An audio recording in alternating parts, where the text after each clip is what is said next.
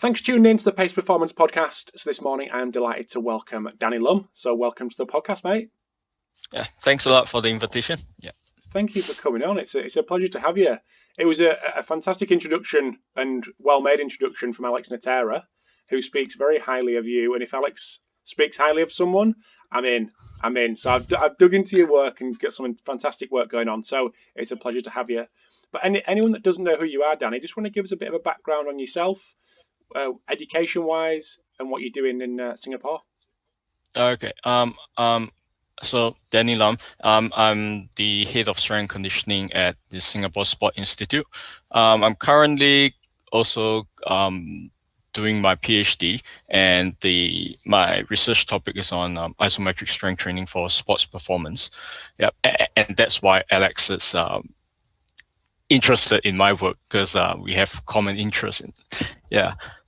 And I've been in this for about 7 years now.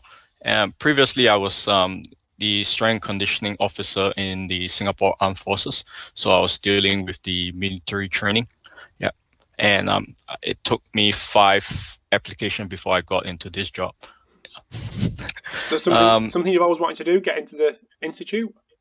Yeah. I always want to work in the sports performance area, and that was what started me on my sports science education. Yeah.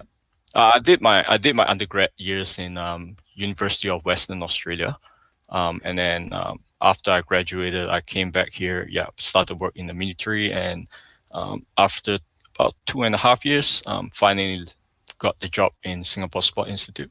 Yeah. Brilliant. So why the University of Western Australia? Well, it was pretty random. We had to serve 2 years of military. We had the conscription. So during that period of time, I didn't really know what to do after my military service, because I was previously from engineering, chemical engineering, and I didn't really like it.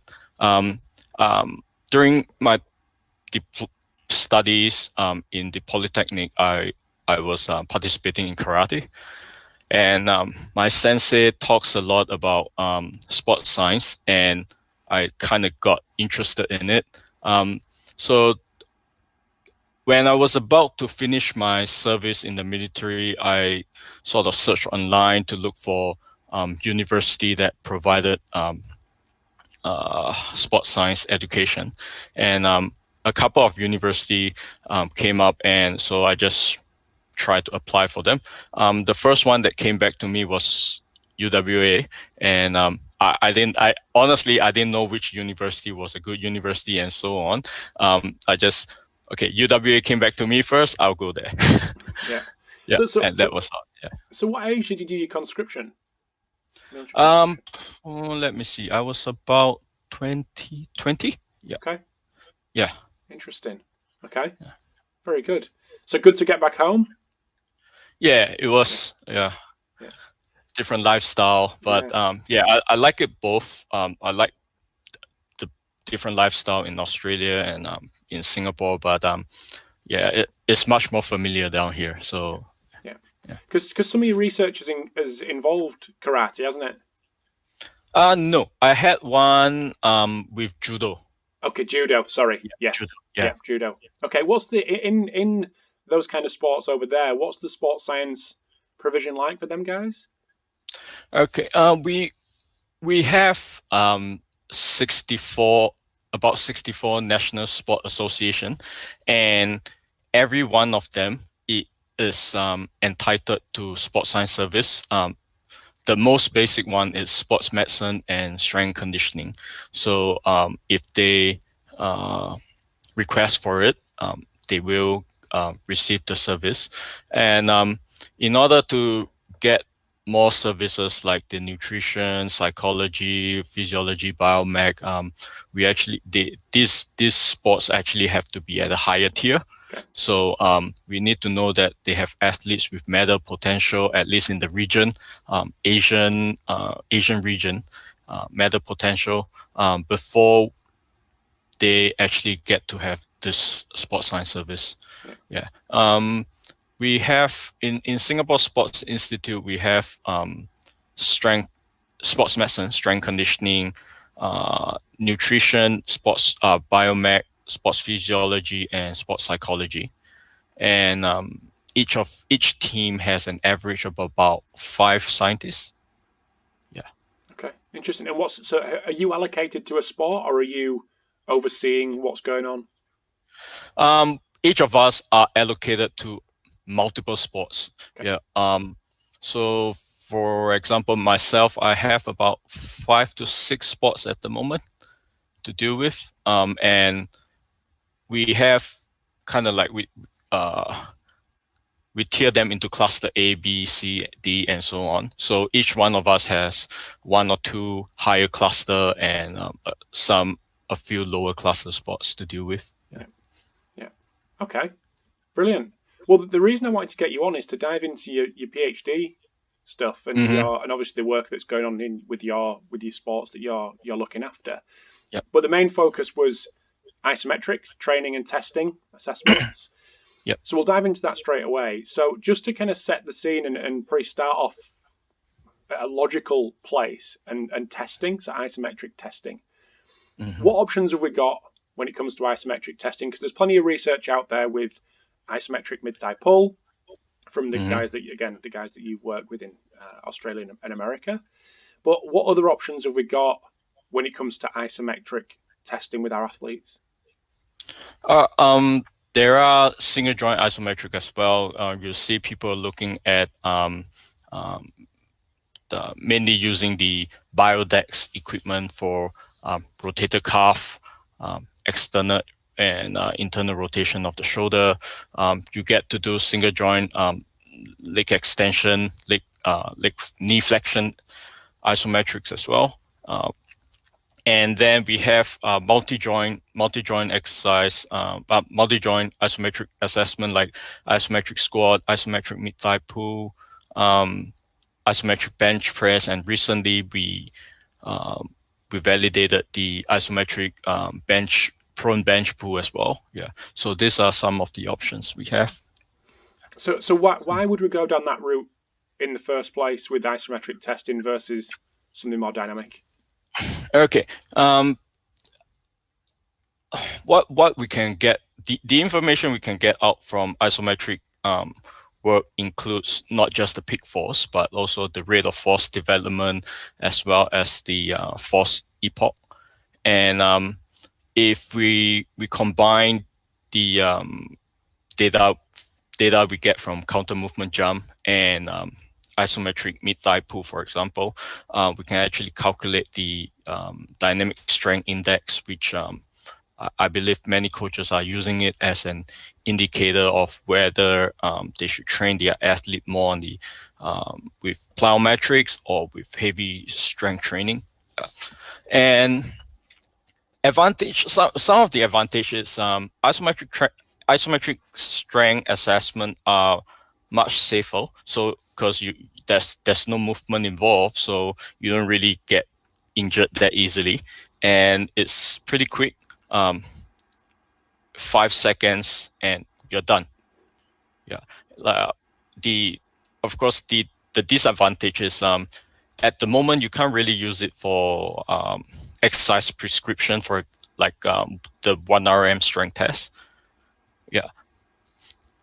And yeah, so these are some of the advantages and disadvantages. Mm-hmm. And what links have we got to more dynamic movements with our isometric testing? Quite a lot of studies have shown that the peak force and the rate of force development are significantly correlated to activities like jumping, sprinting, even change of direction. And there are studies that looked at cycling as well, throwing. Recently, we did a study on endurance running and the sprint kayaking. Yeah. So I would believe I want to think that the isometric strength assessment, the data collected from this assessment will have a higher correlation with activity that have that are mainly concentric contraction, so like cycling and sprint kayaking. But the relationship with the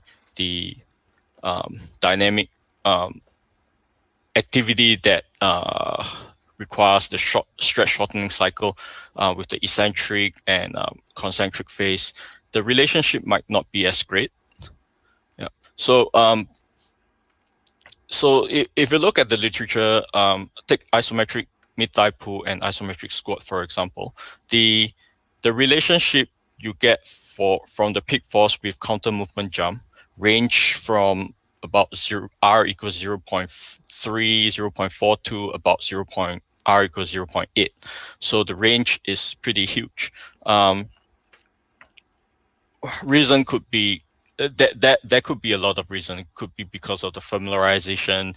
It could be different athlete with different training experience, different strength level, and also the time of the year, the training phase that they are in. So all this could have affected the relationship between the jump performance and the isometric strength assessment. Yeah. And another thing to look at is where the joint position where the test is conducted. So for example, if you look at the literature, you'll see that isometric squat, when tested at 90-degree knee angle versus 120-degree knee angle, the relationship between the peak force obtained from knee angle at 90-degree will be higher. Relationship between the isometric peak force and counter movement jump height will be higher when the peak force was obtained from a 90-degree knee angle. Same for sprint performance.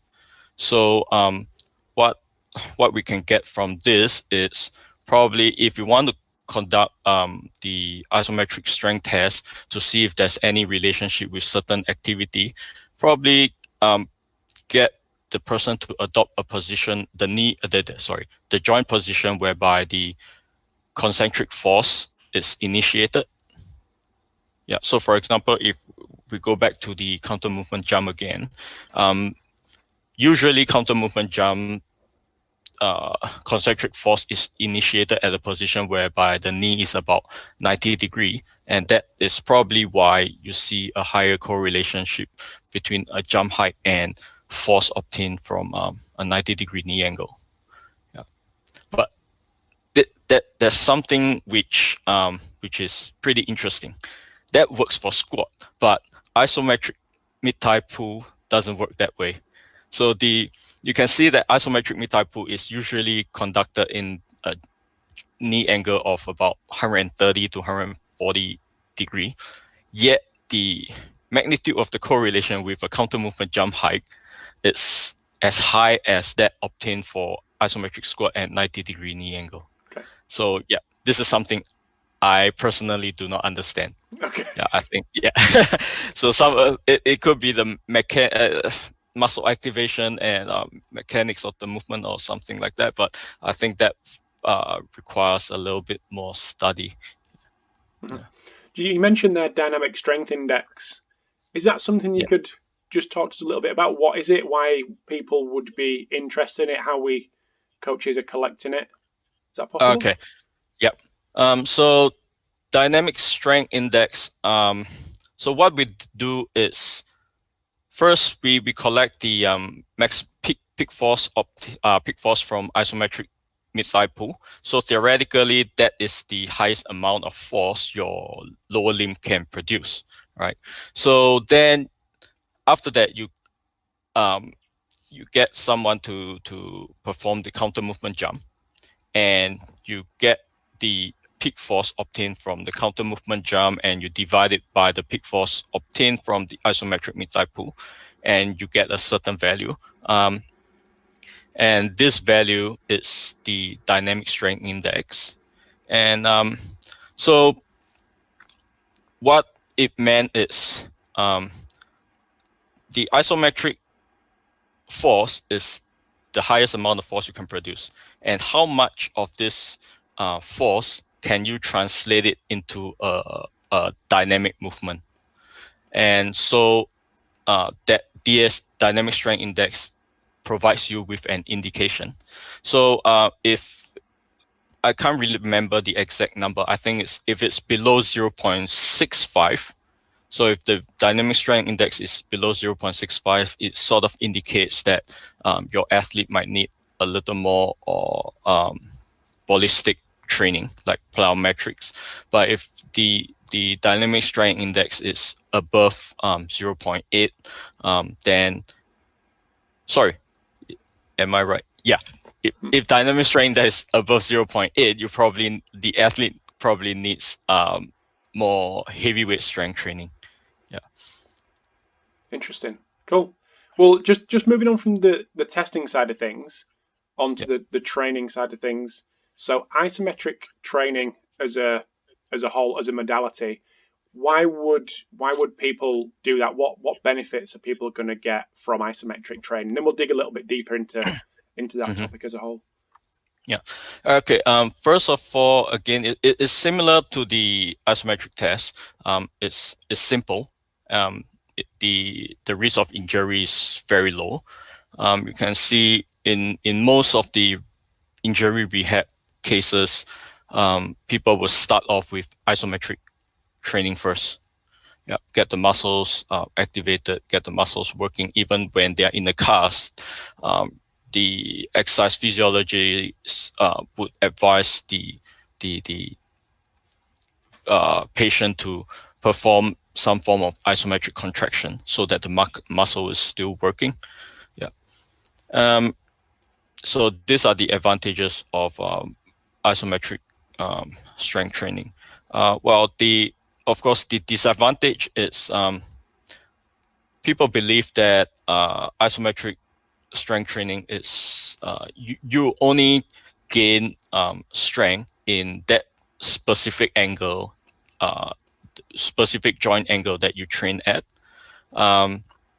Of course, this is if you look into the literature, this is not true. It really depends on the joint angle. So, for example, you position your joint angle at I take the knee angle, for example. I position my knee angle at 90 degree and versus a knee angle at about 150 degree. So at 90 degree, my quadriceps will be stretched more as compared to at 150 degree. So if I train my quadricep at knee angle of 90 degree, where it's stretched a little more, then the strength gain will increase across a greater range of movement as compared to quadricep at a short length, which is 150 degree. So based on literature, if you are training your muscle at a longer length using isometric strength training, then the strength gain might range up to about 40 degree from the angle that you train at. But if, say, you train at a short muscle length, which is about 150 degree knee angle, then the strength increment might range about 15 degree away from the angle you train at. Yeah. So when it comes to the actual adaptation we're getting from isometric training, how does that differ with removing the eccentric and the concentric?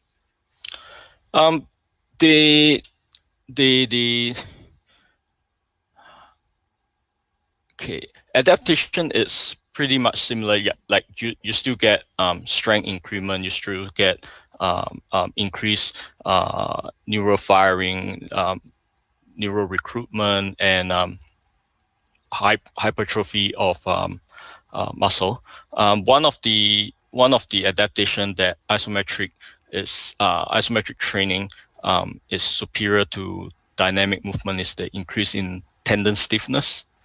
Yeah. I'm not too sure about the details like into how the cell adapt and so on, but that is reported that the increase in tendon stiffness is one of the things that is reported in a few studies. Yeah, and the increase in tendon stiffness has high implication in rate of force development. So with greater tendon stiffness, the force transmission from the muscle can be more efficient and hence improve the force production and rate of force development. Yeah. Interesting. So you put a video on Twitter, I think it was last week, of you working with some cyclists in some quite specific positions for cycling, and I just want to chat a little bit around that, and it pretty ties into some of the work that Alex is doing and has done in getting athletes in very sport specific positions and creating isometric exercises within those. What kind of process are you going through when you are thinking about integrating some of that into these specific positions for these different sports? How are you creating them exercises? What goes through your head at that point? Okay, two things. So first, I'm always looking at where the first thing is where the concentric force of concentric action is initiated. So and second is the position whereby it reflects the most biomechanically disadvantaged position. Yeah. So like the sticking point of a squat, for example. Yeah. So these are the two positions that I usually get the athletes to adopt when performing the isometric training. So for a cyclist, for example, those that haven't seen the video that excuse me that you posted and I retweeted, what will be the process specifically for a cyclist? And can you give us paint a bit of a picture of what that looks like? Okay, so just imagine you're doing a split squat, and you're doing a split squat, and you're trying to lift the load, a loaded trap bar. And so what I did was I loaded the trap bar with so much weight that the athlete could not lift it.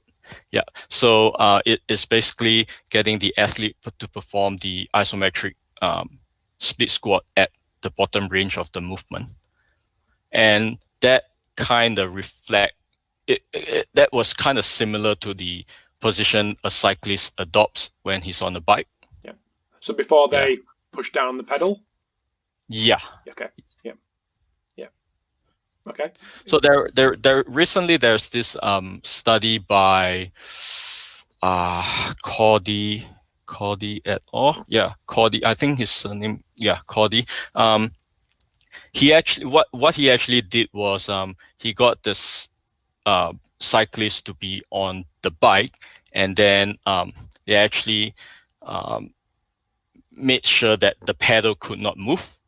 Okay. And they got the cyclist to perform isometric contraction at that so it was really a very specific position for the cyclist, and the participants are actually elite cyclists.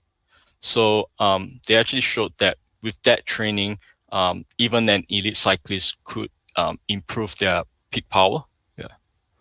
So is there any other examples of other sports that you're working with where you've done a similar thing and you've analysed the movement, gone to where the concentric disadvantaged position is, and then create exercise around it? Yeah.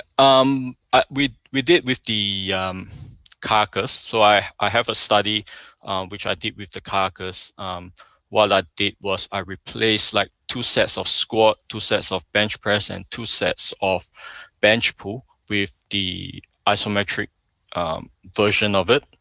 And the joint position they adopt was similar to the joint position where the pull phase of the kayak stroke was initiated.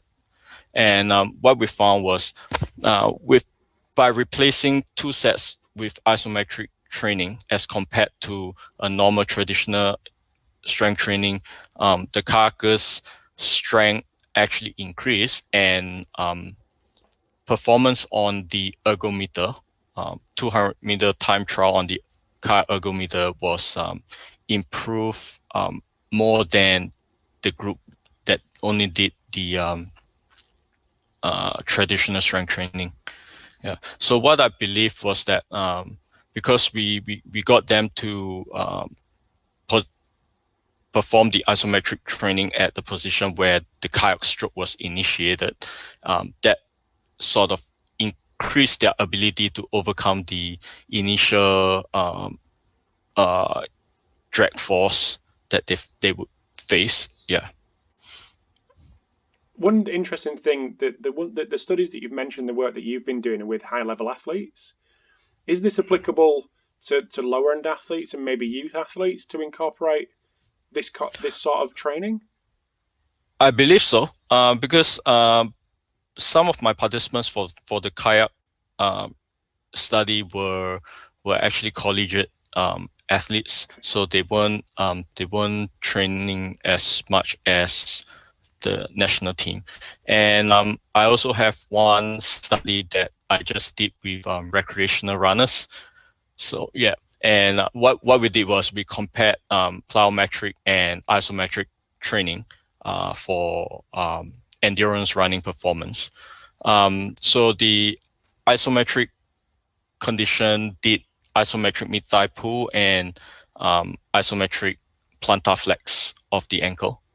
Yeah, so the ankle was in a neutral position when they did the plantar flexion. So what we found was running economy was actually improved in the isometric group as compared to the plyometric group. So one possible reason is because recreational runners tend to avoid heavy strength training. So with the isometric exercises as a stimulus, that greatly improve their strength. Yeah, but those were recreational runners, so they weren't elite. So in that sense, people might ask, would that work for the elite runners then? Yeah. That's the next project. Yeah, I'll probably have to work with someone on that. We don't have that many elite runners in Singapore. Mm-hmm. Yeah. So when it comes to the programming of it within the wider program, annual plan, Olympic cycle, where does that fit? Is it the start? Is it towards the end when you're getting a little bit more specific? Where does it fit? Okay, that's an interesting question. Honestly, I have no idea at this point of time. Honestly, yeah. So I don't want to pretend that I know a lot.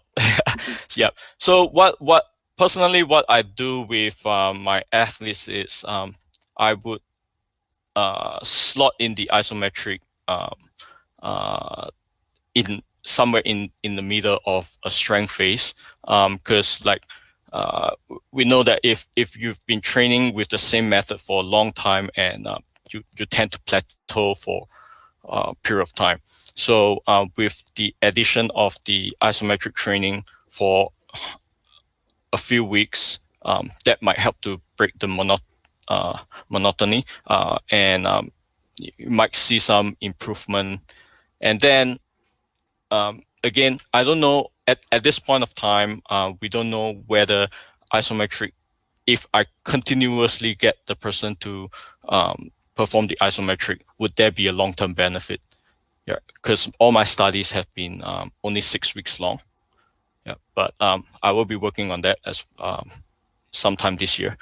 And the next thing I do is towards the as we get closer to the competition, I tend to get my athletes to perform complex training, and I usually use the isometric exercise as the conditioning activity to induce the PAP effect before they move on to a ballistic exercise. One reason is because they get to perform maximal contraction, so that helps to maintain their maximum strength. And because it's an isometric movement, we are reducing their risk of injury because it's close to competition, and that is why I would opt for isometric work at during that period. Yeah. What's the athlete feedback been like as you've introduced isometric training for the first time? Is that something that's obviously it's going to be something that's novel for these athletes, but is it something that they enjoy? Well, most of them didn't like it. Yeah. Okay. Yeah.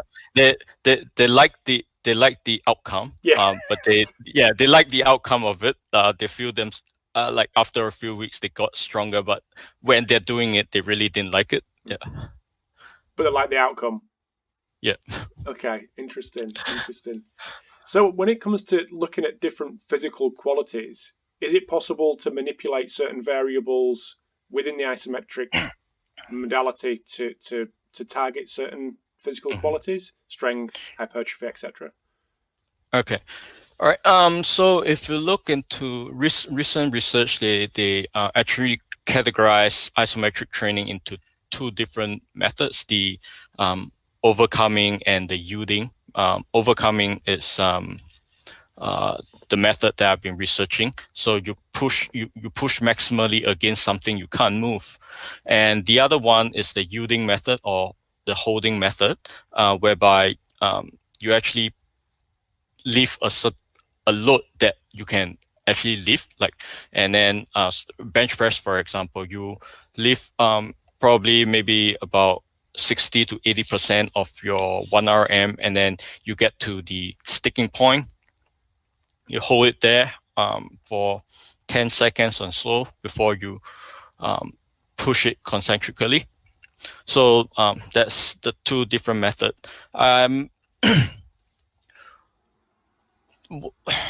If you look at the literature on isometric strength training, to get maximal strength increment, you want to be contracting at as near to maximum voluntary contraction as possible. So in the range of 80 to 100% maximum voluntary contraction. And each contraction, you probably don't want to be holding for too long. Otherwise, it might compromise the adaptation. When it comes to, if you're talking about hypertrophy, you want to perform the isometric contraction at a lower intensity and actually sustain the contraction for a longer period of time, as long as 30 seconds, 10 to 30 seconds at one go. Yeah, and so yeah, you have to use a much lighter load. Recently, there's one study that actually showed that isometric training might the inclusion of isometric training might be able to induce a stimulus similar to blood flow restriction training. Yeah. So when you're sustaining the isometric contraction, you're actually restricting the blood flow. So there's this study by Brad Schoenfield. What they did was they got the participants to perform strength training, and in between sets, they got them to just contract the muscle isometrically. And what they found was this actually increased the hypertrophy effect. So one of the things that people can do during the hypertrophy phase would be include a set probably towards the end of the for example, they have 4 sets of bench press. They might be able to do one at the 4th set with a lighter load and adding a long duration isometric contraction at the sticking point on. Yeah. So that might help with the So using that method where you're holding that sticking point would be more appropriate for someone that's chasing hypertrophy versus strength. Yeah, I would believe so. Okay. because like I mentioned, when we look at the strength, you want to be exerting much higher amount of force, and you probably won't be sustaining the contraction for a long duration. Yeah. So you've mentioned a few variables that we can manipulate here, and we've talked about joint angles and duration. What is the list of things that we can manipulate to get the outcome that we want with isometric training? First of all, we need to know what we want to achieve before we start talking about manipulating the variables. Variables that we can manipulate is the joint position. So I mentioned earlier that if we train at a joint position that induces a longer muscle length, your strength improvement will be greater throughout a greater range of movement. But of course, if you perform for the purpose of hypertrophy, that will also give you a different effect, because at different joint position, you might induce hypertrophy at different parts of the muscle. So, for example, if I was sustaining isometric contraction at a long muscle length, most of the hypertrophy might take place at the middle of the muscle belly, midsection. If I perform it at a shorter muscle length, most of the hypertrophy might occur either at the proximal or at the distal portion of the muscle. Yeah. So these are things that people will need to consider. And again, strength-wise, you want to contract at a high intensity, and to increase rate of force development, you want to contract at a high contraction speed. So contract ballistically, explosively, as compared to a ramp up method. Yeah. Is there any time where that would be more appropriate? I mean, if we are talking about sports performance, you should always try to contract explosively, because in sports performance, we're not just talking about how strong you are, but we also need to make sure the athlete can produce the force as quickly as possible. Yeah. Is there any potential benefit from aiming for a certain percentage of a maximal voluntary contraction? Well, more control. Thinking about more like control. Yeah. First of all, you probably need to have a device to measure that. Yeah. So that's a cost issue there. Well, if I'm not too sure actually, but if we are looking at trying to increase the maximum strength, then I would think that we should just try to contract maximally, and probably what we can do is manipulate the time under tension. So we had one study whereby we compared a 1 second contraction with a 3 second contraction. What we found was that the rate of force development was slightly, the adaptation for the rate of force development was slightly higher in the 1 contraction group, but overall dynamic performance like jump, sprinting, and strength was actually higher in the 3 seconds group. Yeah. Okay. Yeah. Go on. Sorry. Go on. No, go on. Yeah. One of the limitations to that was the 3 second group was actually working at higher training volume as well, because 1 second was 10 times 1 second contraction per set, and but the 3 seconds group was 5 times 3 seconds per set, and that is about 5 seconds or 50% difference in training volume. So that was one of the limitations of this study. Yeah. Mm-hmm. So is there anything? I mean, you've mentioned a few times, which is humble of you that you say you don't know certain things about isometric training. But is there any big gaps that we really don't know that you and potentially other people are looking to plug in the research? Okay. First, it's the long muscle length. So training at long muscle length versus multiple joint angle. Yep. I mentioned that if you train at longer muscle length, the strength gain will be higher through a greater range of movement. But if we actually train at multiple angle, it might actually be more beneficial.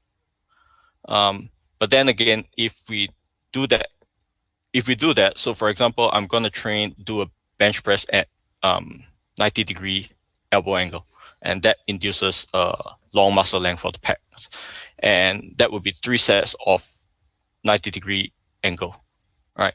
And then if I do compare it to multiple joint angle protocol, then I'll probably have to do 1 set at the bottom range, 1 set at 90-degree, and 1 set at 120-degree, for example. What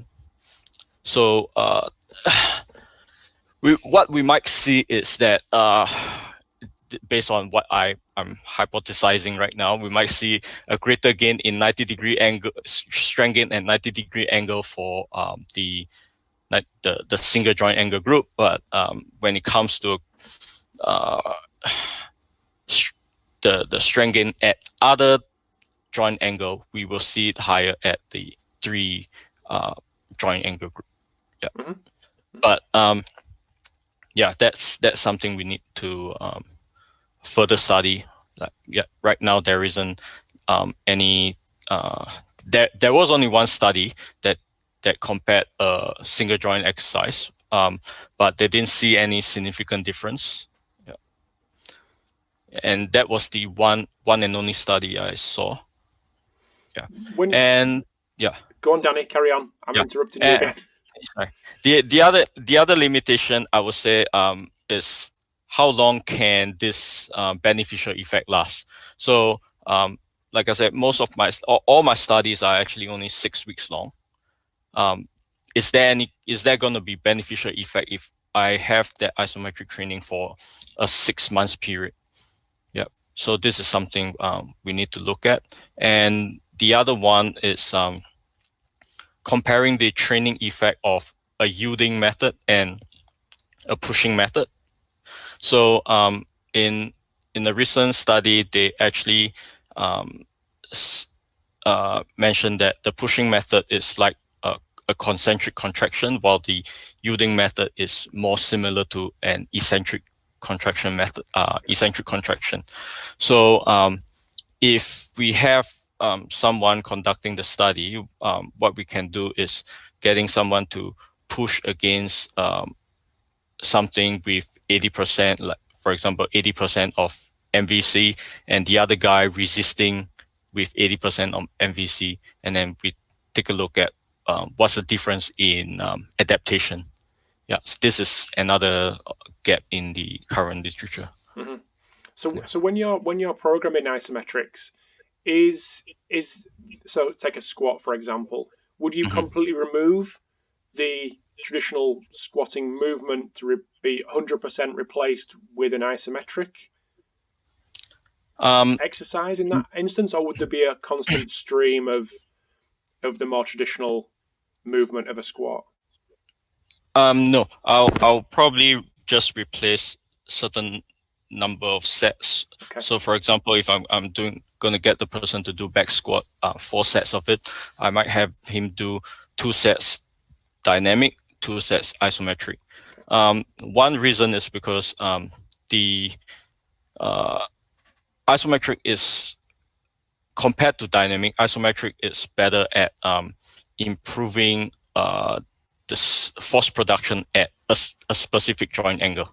So I would want but when it comes to a full range of movement, although if you work at long muscle length, it can increase strength throughout a greater range of movement. But this effect is still not as good as a dynamic strength training. So I wouldn't use isometric training as the main bulk of the training, but I would recommend using isometric training as a supplement to improve the force production at the sticking point or at the biomechanically disadvantaged position. Yeah. I mean, in that example there, I know it was just a hypothetical 4 sets and it's 2 sets of one, 2 sets of another. But Yep. is there any specific scenarios where that ratio would change? So more isometric or less isometric? Yep. So like complex, if I do it in a complex training setting, for example, it's pretty much the same number of sets. But what I would do if my isometric exercise is meant to be what's it called? A conditioning activity for potentiation, then the number of repetitions will be reduced, because what I want is that stimulus to maintain the maximum strength and the stimulus to induce a potentiation effect, rather than trying to get them to be too fatigued. Yeah. But at the moment, I have not actually done a study to compare the how many sets is ideal. Yeah. Yeah. Okay. Just one last question. It's based on some of Alex's work, and he mentions quasi-isometrics. Mm-hmm. Is that something that you could just explain for us? Because if people listen to this and do some digging into isometrics and come across Alex's stuff, that's something that he describes. How does that differ to what we've spoken about? Okay. I think the hamstring, for example. So hamstring is a biarticular muscle. So when we are running, when the hip is flexing, the proximal portion of the hamstring is stretching. But when the hip is flexing, the knee will be flexing as well. So the distal portion of the hamstring will be shortening. So in that sense, one portion is lengthening and the other portion is shortening. So that pretty much looks like an isometric contraction. So that is what it means by quasi-isometric. Okay, so it's creating exercises which mimic that, basically. Yeah. So for example, I think Alex has a video of someone doing like a hip thrust exercise. It's like a hip thrust exercise, but the knee is slightly more extended, somewhere in the 150-degree knee angle position. So when you do that, so you have your shoulders and your heel on the platform, so your hip is kind of in the air. Mm-hmm. When you do that, the hamstring closer to the knee will kind of be trying to produce a concentric contraction so that you can stay up. While because your hip is heavy, gravity will be pulling it down, then the proximal portion of the hamstring will be kind of in a eccentric contraction. So the distal portion will be in the push isometric action, while the proximal portion of the hamstring will be performing a yielding isometric contraction. Yeah, so that is the quasi-isometric training. I hope I get it right, Alex. Absolutely. No, it's been great to chat to you, Danny. I'm going to let you go. But where can people dig a little bit deeper into your work, into your research? Where's the best place for people to get access? They can look at ResearchGate. So ResearchGate, I just look for Danny Lam. I'm on Twitter as well, Danny Lam it too. So tend to post whatever new work I have on these two platforms. Yeah. Superb. Well, thank you very much for coming on. I really do appreciate it and giving up some of your afternoon to have a chat. Thank you very much. We'll keep in touch because I'm super interested in this and see where it goes and see your work develop and whatnot. Thanks a lot. Thanks a lot for the invitation and the opportunity to showcase our work. Yeah. Pleasure. Yeah. So stick around. We'll have a little chat. But thank you very much, Danny. Appreciate it. Hey, thank you. Bye.